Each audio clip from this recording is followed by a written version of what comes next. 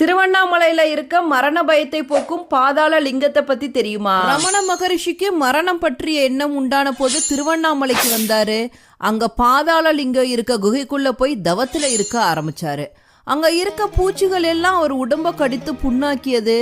ஆனா ரமண மகரிஷி எதையும் உணரவும் இல்லை, அசையவும் இல்லை. இப்படி பல நாட்களா தவத்துல இருந்தாரு ரமணர். பூச்சிகள் கடித்த புண்கள்ல இருந்து ரத்தமும் சீலும் வெளியேறிக்கிட்டு இருந்துச்சு. சேஷாத்ரி சுவாமிகள் தான் பல துறவிகளின் உதவியோட ரமண மகரிஷிய பாதாள குகையிலிருந்து மீட்டு வெளியே கொண்டு வந்தாரு. கோவிலோட 5ஆம் பிரகாரத்துல ஆயிரங்கால் மண்டபம் அருகே இருக்கிறதாம் பாதாள லிங்கம். இங்க பாதாள லிங்கேஸ்வரர் என்ற பெயரில் இறைவன் லிங்க வடிவத்துல காட்சி தராரு. இந்த சிவலிங்கத்தை தரிசனம் செய்ய சில படிகள் பாதாளத்தில் இறங்கி சென்றுதான் வழிபட முடியும். இந்த லிங்கம் இருக்கும் சன்னதியில் அமர்ந்து தியானம் செய்தால் மரண பயம் நீங்கும் அப்படிங்கிறது ஐதீகம்.